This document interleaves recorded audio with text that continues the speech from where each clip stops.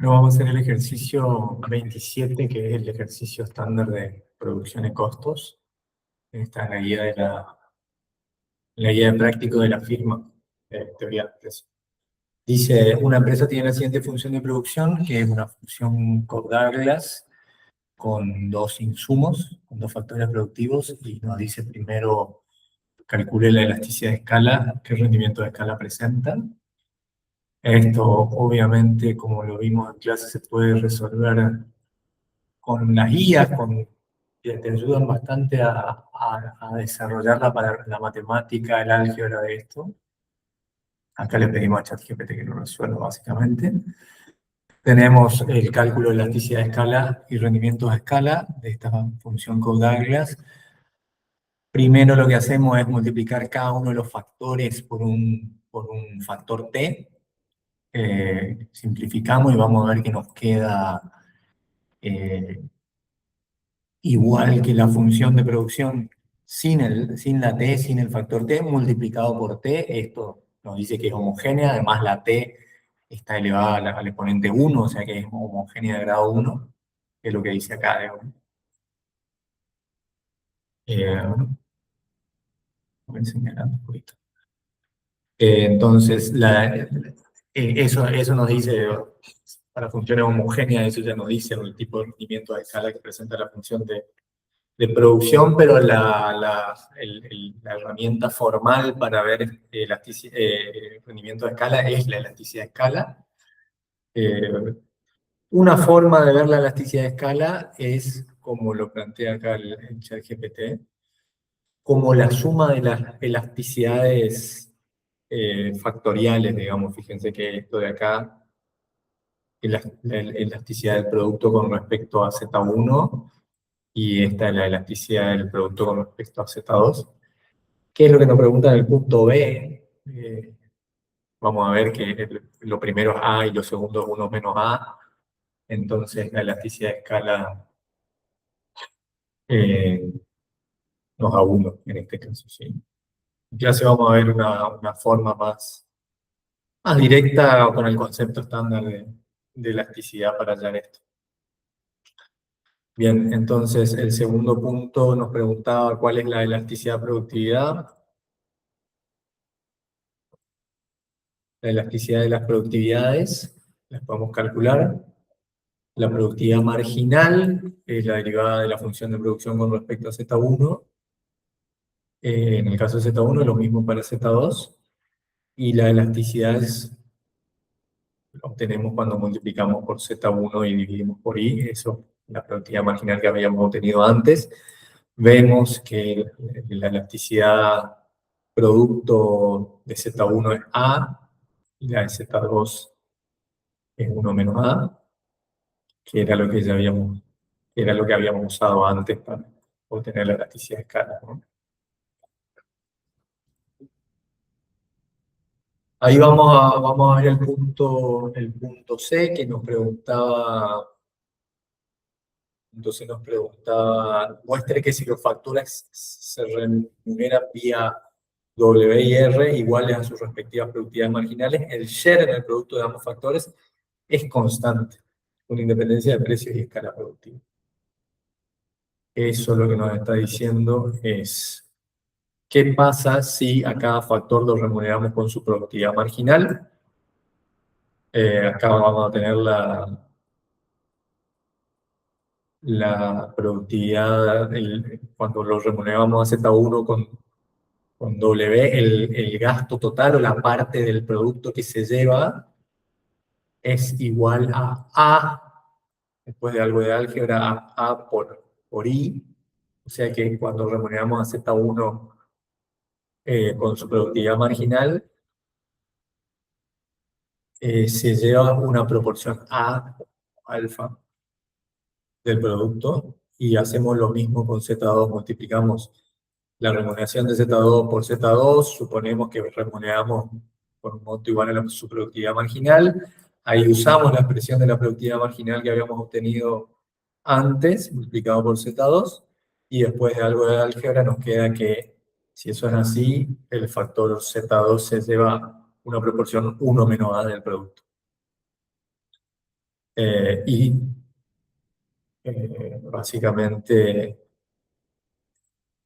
si eso ocurre y sumamos lo que cada factor productivo se lleva de remuneración, vamos a tener que ambas remuneraciones, A por I más 1 menos A por I, es igual a I, por lo tanto las remuneraciones agotan el producto, que es una consecuencia más general que vimos en teoría, que usando el teorema de Euler se puede obtener, y que es común a todas las funciones de producción de rendimiento constante de escala, no solo las caudales, digamos. Obtenemos la tasa marginal de sustitución técnica acá de la manera tradicional. Lo que hacemos es la productividad marginal de 1 sobre la productividad marginal de 2. Este es el punto D del ejercicio, ¿no?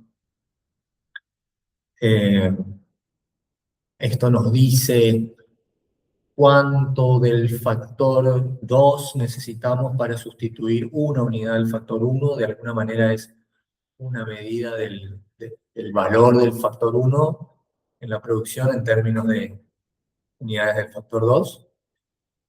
Nos queda una expresión muy parecida a la que teníamos antes con las Cobb-Douglas en la teoría del consumidor.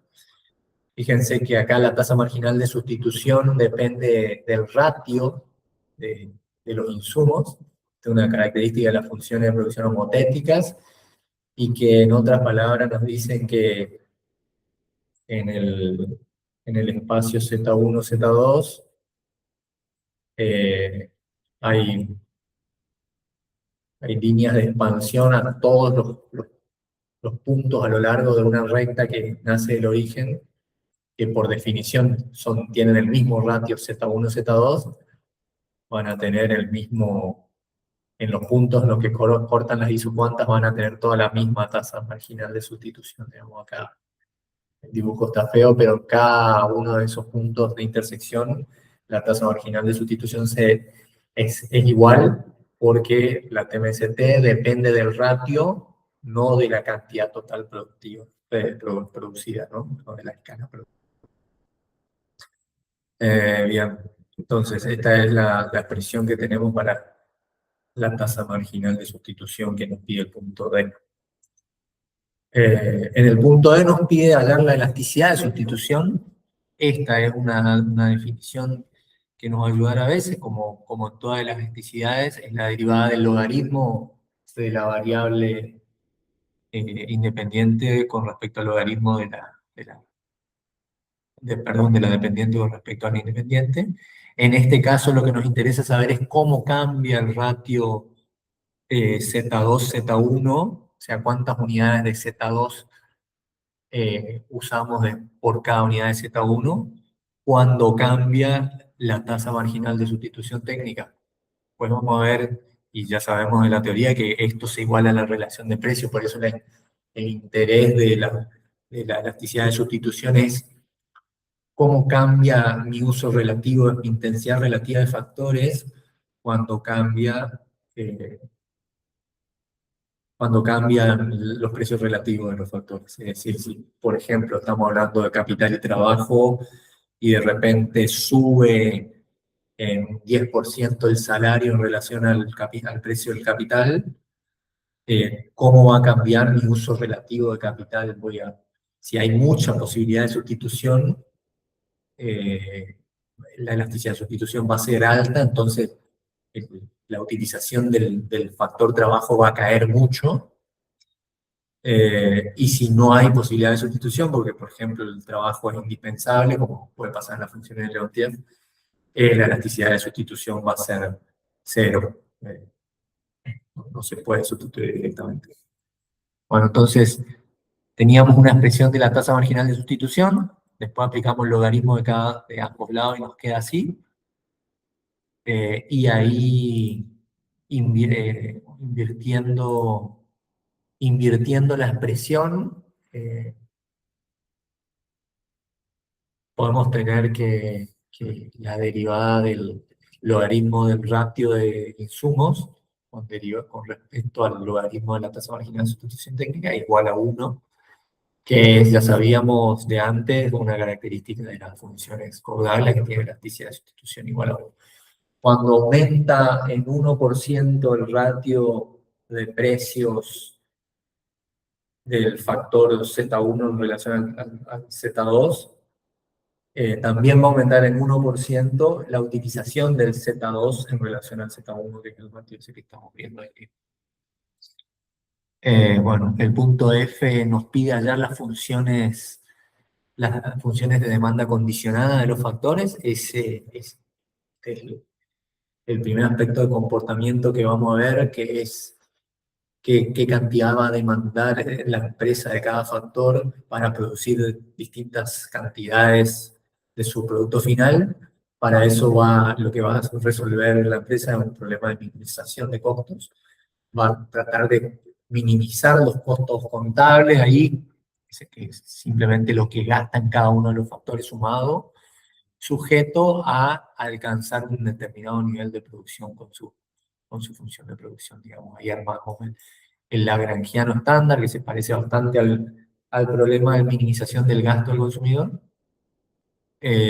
Obtenemos las condiciones de primer orden.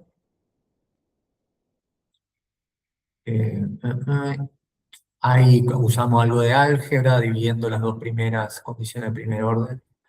Nos queda esto, que es la condición de tangencia. ¿Qué más podemos decir eso? Sí, sí, sí. Sí, básicamente la condición de tangencia nos dice que acá ya hay algo de álgebra aplicada. Bueno, esta es la que nos dice en realidad. Que la relación de precios se iguala a la tasa marginal de sustitución técnica, o en otras palabras, el valor que tiene en el mercado cada uno de esos insumos en términos relativos tiene que ser igual al valor productivo que para la empresa tiene cada uno de los factores en términos relativos. Bien.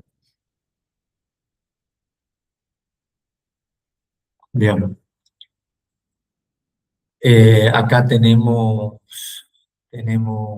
una expresión de Z2 en función de Z1 que vamos a usar para reemplazar en la función de producción, o mejor dicho, en la tercera restricción, y a partir de eso vamos a obtener la primera de las demandas condicionadas, la de Z1, que fíjense depende de la cantidad que se va a producir, de este factor que un poco representa la tecnología, digamos, y de los precios, en este caso las relaciones de precios con relaciones esperadas, digamos, el precio del factor está en el denominador, o sea que va a tener, dado que esto es positivo, va a tener un impacto negativo. Cuando aumenta el precio del factor, se reduce la demanda condicionada de ese factor, porque seguramente lo vamos a estar reemplazando un poquito por el otro factor para poder llegar a este nivel productivo. Y acá tenemos la demanda condicionada del segundo factor. Función de costo, ¿cómo hacemos para hallar las funciones de costo? Simplemente reemplazamos acá en la función de costos contables, usamos las demandas condicionadas para reemplazar las expresiones de los insumos, y nos va a quedar esto. La función de costos depende de la cantidad que queremos producir y de los precios de los factores. De acá a acá hay bastante álgebra, háganla de tarea, pero se puede llegar, créanme, y nos queda esta función de costos, eh, que depende, como dijimos, de la cantidad producida, el precio del factor 1, el precio del factor 2 y el resto del par. Bueno, acá de Japa nos muestra alguna de las propiedades de la función de costos. Es lineal en I, que tiene que ver con los rendimientos de escala constante, digamos, economías constantes de escala. Eh, el costo unitario de largo plazo es constante, que es una consecuencia de lo primero también, y la función es homogénea grado 1 en precios. Bien, concluyo el lema de Shepard. El lema de Shepard nos dice que, acuérdense que la derivada de la función de costo con respecto a los precios de un insumo es igual a la demanda condicionada de ese insumo. Teniendo esta expresión para la función de costo, derivamos con respecto al precio de uno de los insumos, a Z1, y nos va a quedar esta expresión de acá, que no es otra cosa que la demanda condicionada de Z1 que vimos un poquito más arriba. Lo mismo se aplica acá para Z2. Entonces se cumple en ambos casos el lema de Shepard. Acá hay una interpretación intuitiva del lema de Shepard. Si sube un poco el precio de un factor, el aumento del costo es mínimo en una primera aproximación y es igual a la cantidad óptima utilizada de ese factor. No vamos a cambiar la composición de la demanda condicionada, pero sí nuestro costo va a aumentar porque el precio de ese factor aumentó. Dice el teorema de la envolvente, ¿no? Del sobre, una traducción medio fea, ¿no? ChatGPT. Bueno, curvas de costo, bueno, acá podemos hallar, un DOI nos pedía una gráfica manualizada de la curva de costo. Acá tenemos una expresión algebraica de las funciones de costo, de las distintas funciones de costo, eh, que todas parten de la función de costo general que hallamos antes, y lo que hacemos es fijar para el corto plazo uno de los factores. En realidad, fíjense que para obtener la función de costo de corto plazo, en realidad vamos a tener que resolver otro problema de minimización de costo, porque el problema que habíamos resuelto nosotros suponía a largo plazo, suponía que los dos factores eran móviles, eran variables, y acá en el corto plazo vamos a tener que dejar a uno de los factores fijos y vamos a tener que optimizar con el otro. Y dado que tenemos un solo factor para decidir, en realidad no hay un proceso de optimización propiamente dicho. Después lo vamos a ver en clase con casos, funciones de producción con un solo insumo. Ahí no hay un proceso de optimización porque no hay posibilidad de sustituir uno por otro.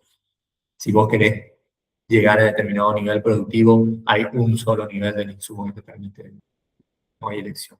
Pero bueno, estas son las funciones, las expresiones algebraicas para las funciones de costos a corto y a largo plazo. Bueno, es un repaso del ejercicio 27 que vamos a hacer en clase.